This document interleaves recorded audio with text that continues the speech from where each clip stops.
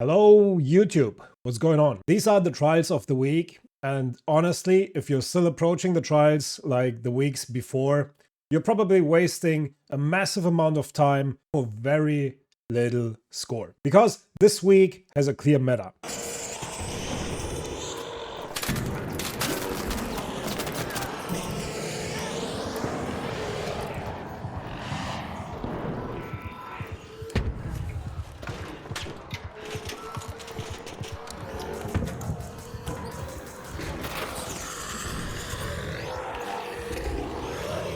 Dude, you gotta be shitting me. Yo, anyone a defib? Some of the trials are absolutely worth grinding, others are borderline bait and not worth hard focus at all. So in this video we're going to break down which trials actually matter, which one you should prioritize, which one are overrated, and how to get the best possible score, whether you play as a solo or in a trio or in a group with your buddies. As always, we're going through the trials from the lowest priority to the highest scoring potential, so you know exactly where to invest your time this week. And trust me, the last trial this week is by far the strongest one. This week's trials are search containers in the medical research wing on Stellamontes, search lockers, damage leapers, damage rocketeers, and destroy pops. Some of these are easy filler points and others are really strong, and one of them is probably going to decide whether you climb this week or not. So let's start with the weakest trial first. The first trial of this week is search containers in the medical research wing on Stellamontes. For this, as the trial states, we have to go to Stellamontes, to the medical research wing, and we're going to take a look at the map right now. We had this trial before, and as always, we are going to talk about what actually is the medical research wing. It's this entire section of the map. You can do this trial however you want, just make sure to loot every single container that is possible. The reason this is the lowest priority trial is because it has a maximum achievable score of around 9,500, something like that. You can only achieve the max score if you bring the Stellamontes medical storage key. What you want to do for this trial is make sure to loot the upper and the lower floor. Very precise, make sure to get every single container. I usually do the upper floor first, make sure to not forget about those containers, and then just do an entire route. Clear the side corridors as well, including the two big rooms and the corridor up in front and in the back. Traverse over, clear the room up top, clear the staircase. Up here sometimes there is a med bag that spawns, and underneath in the staircase is a electrical box that is sometimes lootable. From there I usually go down to the bottom floor and repeat the entire process. Loot every single room. Make sure to also loot the corridor and the back over here, and the computer racks or whatever this in the middle is, including the weapons case up top if it spawns. You sometimes have electrical boxes that spawn here or in the staircase. Make sure to loot those as well. Once everything is done, check your score. In the medical storage room, there are usually 9 to 11 lootable containers. Let's say an average of 10. An average of 10 containers would mean an average of around 1,300 points.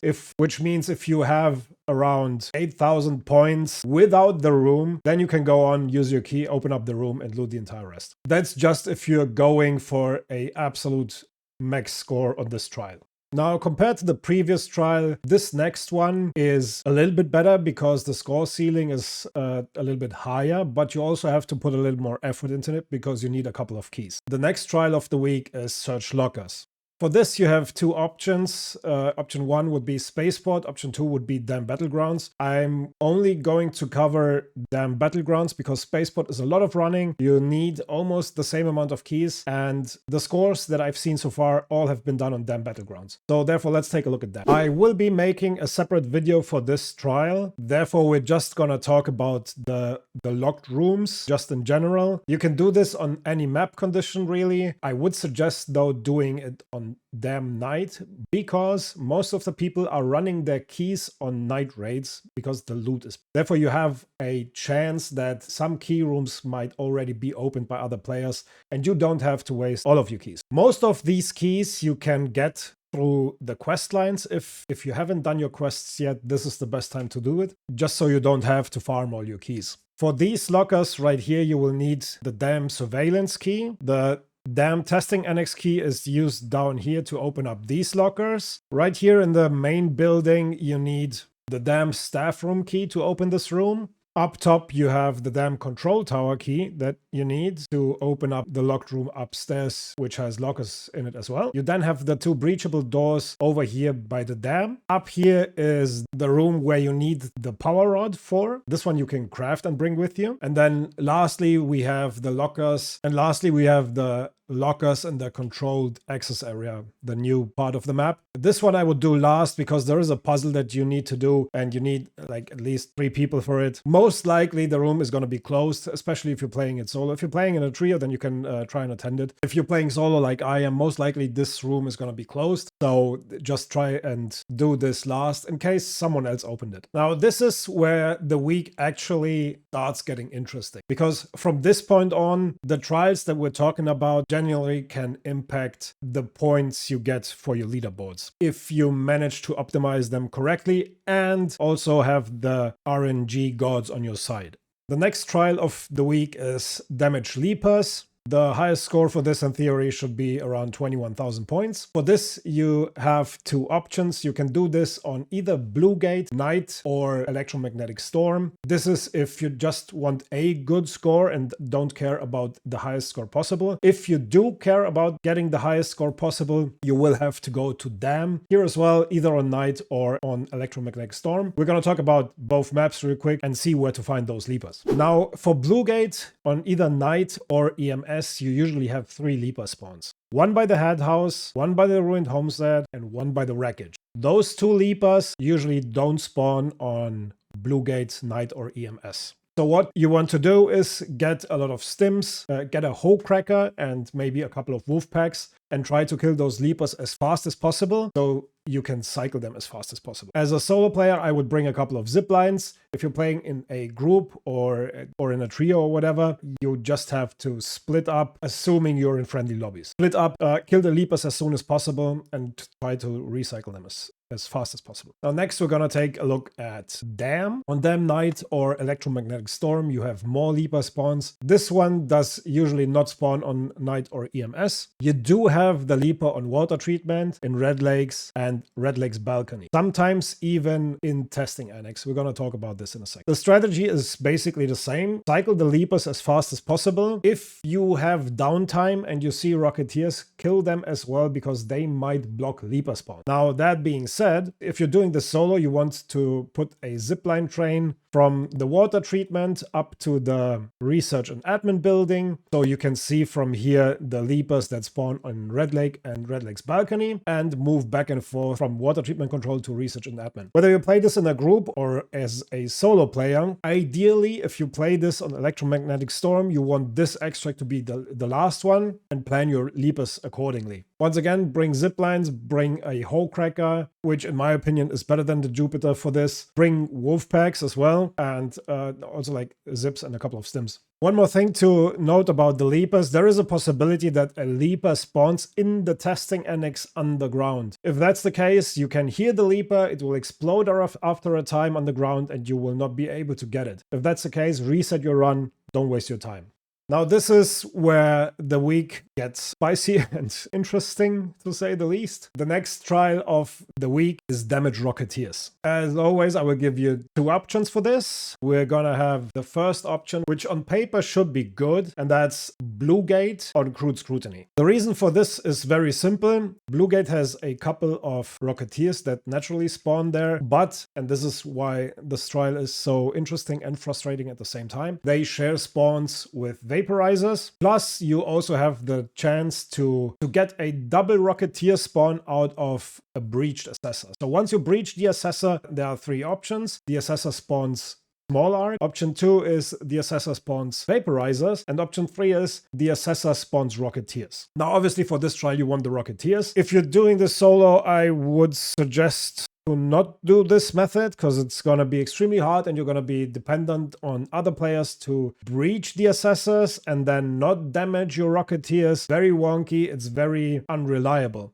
If you're doing this in a trio, you can try your luck. I still think our second method is better for this. Now, I would suggest doing this trial on Dam, either on Night or Electromagnetic Storm. As a solo player, I would get an Osprey and a Jupiter and a couple of Wolfpack. Set yourself up on the pipeline tower. From the pipeline tower, you can see almost every spawn of the Rocketeer. The only Rocketeers that you might struggle with are the ones over here. If they go down between the trees, then you won't see them.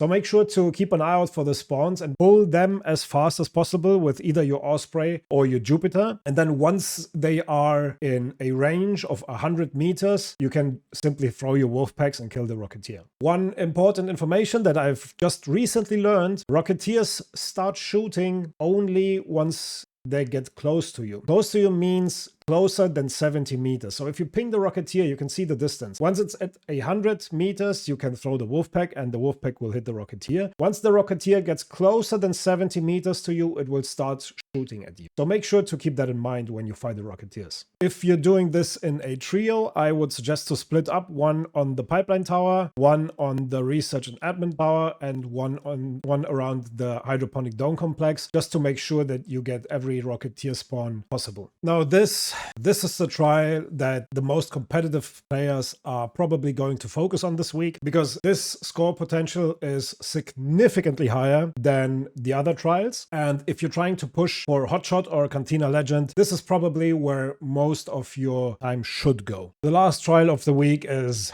Destroy Pops. This is a trial that we had a couple of times already, and I'm gonna try and give you 2 ways to go about this as well. Option 1 is Riven Tides. I know you might say, dude, are you crazy? And yes, maybe a little bit, but hear me out. Riven Tides on a night raid or on a day raid has a chance, and even though I think it's a bug, it's a thing right now, has a chance to spawn stuff over and over and over again way faster than on any other map. For this, we're gonna focus on 3 areas: the customs house, the port authority building, and the hotel.